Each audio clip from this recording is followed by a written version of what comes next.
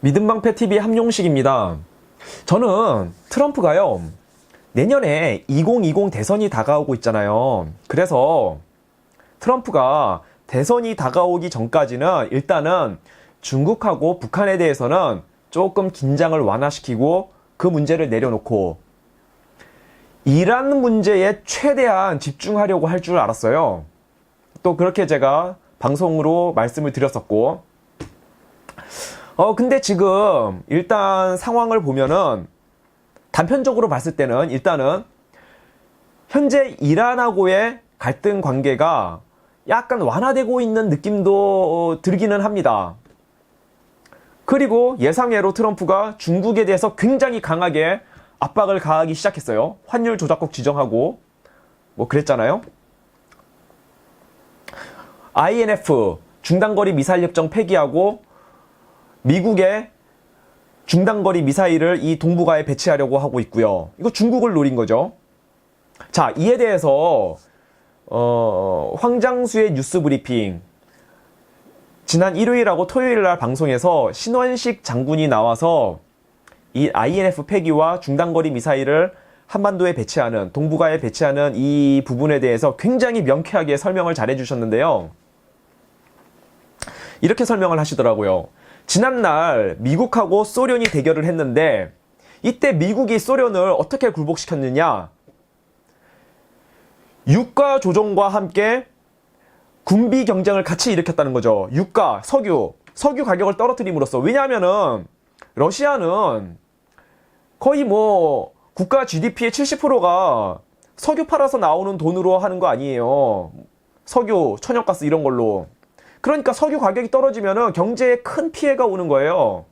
그게 러시아, 당시 소련, 러시아의 약점이죠. 그래서 유가를 떨어뜨리고 동시에 군비 경쟁을 촉발시킴으로써 그렇게 러시아를 굴복시켰습니다. 지난날 미국이. 마찬가지로 지금 미국이 중국을 어떻게 굴복시키려고 하고 있느냐. 자, INF를 폐기하고 이 동북아에 미국의 중단거리 지대지 미사일을 배치하려고 하고 있습니다. 근데 그 직전에 어떤 일이 있었냐. 3천억 달러 대중국 수입 물품에 대해서 10% 관세를 때렸어요. 그죠? 얼마 전에. 그리고 최근에는 중국에 대해서 환율 조작국으로 지정해버렸고요. 그러니까 INF 폐기, 3천억 달러 수입 물품 10% 관세, 그리고 환율 조작국 지정,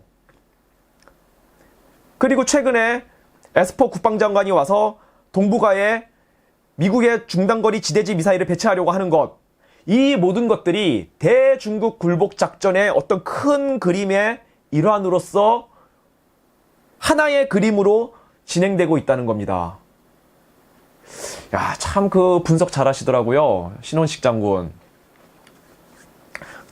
이 역사적으로 보면은 군인들 중에 가끔 보면은 굉장히 똑똑한 사람들이 나와요.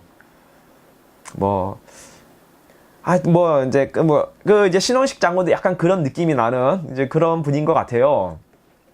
여하튼.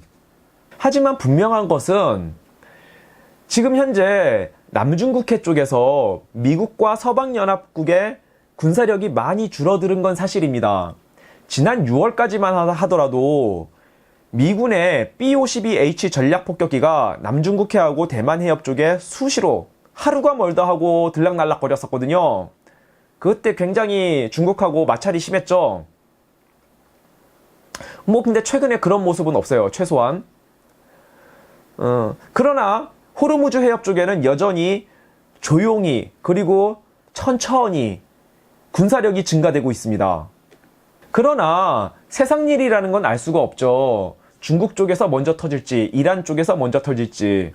그래서 트럼프가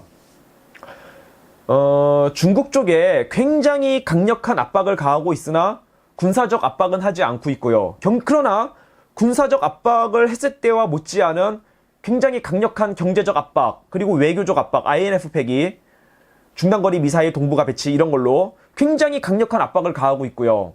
그리고 이란 쪽에는 경제적 압박과 군사적 압박을 동시에 진행하고 있고요. 이런 상황입니다. 자, 지금 트럼프가 방위비 분담금을 올리려고 굉장히 신경 쓰고 있잖아요. 자, 이거는요, 이 트럼프가 방위비 분담금을 올리려고 하는 본질적인 이유는요, 그건 단순히 트럼프가 장사꾼이라서 미군을 돈 받고 다른 나라 지켜주는 용병화 시키려고 한다. 단순히 그런 이유가 아니에요. 그거는 그냥 표면적인 이유고요. 본질적인 이유가 있습니다. 트럼프가 방위비 분담금을 올리려고 하는. 왜? 조만간에 몇 년 안에 이란 쪽에서 그리고 동북아에서 전쟁이 터질 가능성이 굉장히 크기 때문입니다. 양쪽에서 다 전쟁을 치러야 되잖아요. 이제는 미국 혼자 호구가 되기 싫다 이거죠. 특히 동북아 쪽에 북한하고의 군사적 대결은 거의 99.9%니까 트럼프가 볼 때 지금 트럼프가 김정은이하고 친한 척하고 있는 거는 자, 그건 다 기만적인 거고 조만간에 전쟁을 치러야 될 것 같기 때문에 돈 쓸 일이 많기 때문에 방위비 분담금 올리려고 하는 거예요. 그게 본질적인 이유예요, 사실은. 자, 방위비 분담금을 올려야 되는 나라가 여러 군데 있잖아요. 한국, 일본, 특히 나토. 자, 나토, 일본, 한국이 있는데 왜 한국에 가장 먼저 그리고 가장 강력하게 방위비 분담금 인상을 압박하고 있느냐 이겁니다. 왜냐? 한반도에서 전쟁이 터질 가능성이 가장 크기 때문에. 그래서 한국에는 반드시 방위비 분담금을 올리려고 하는 거예요.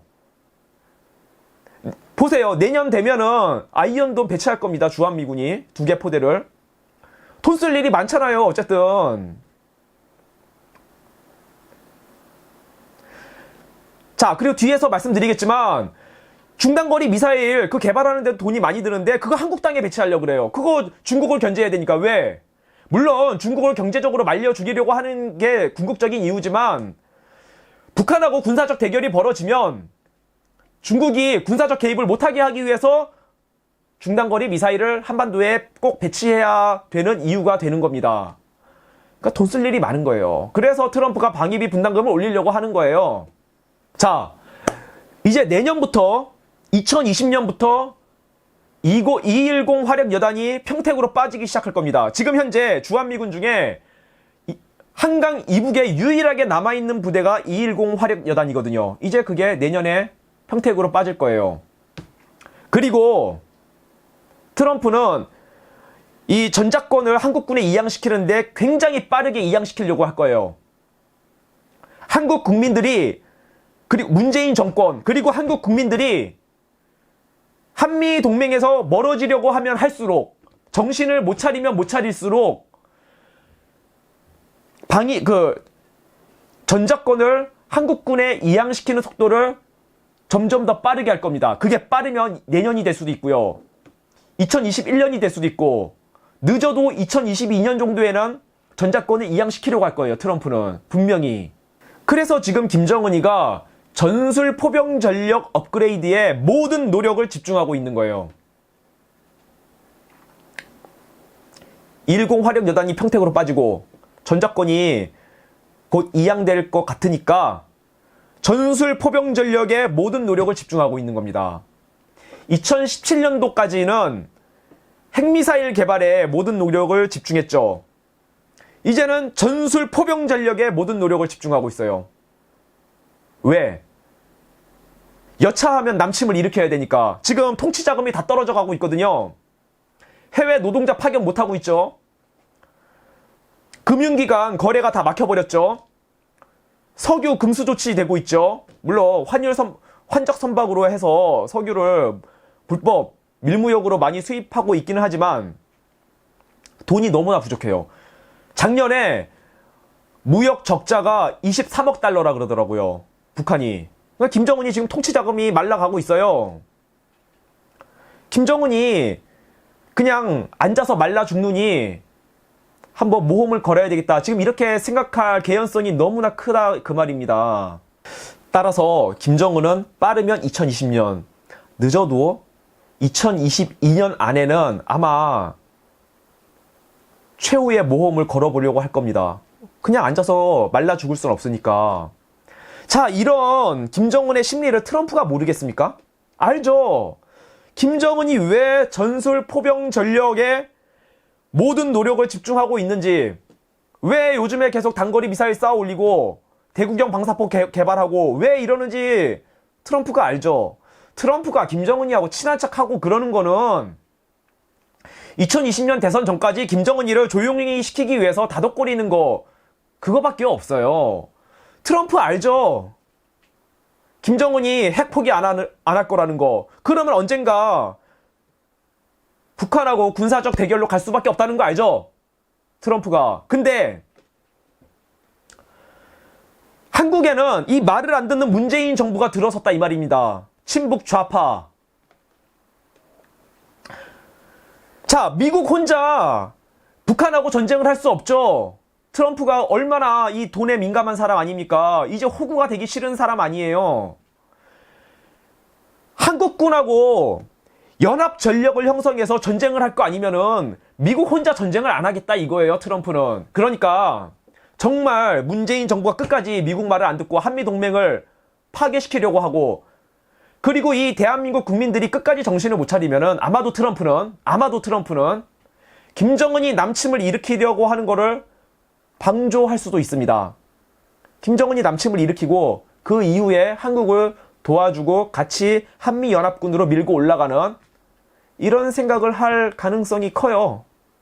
저는 그렇게 생각이 돼요.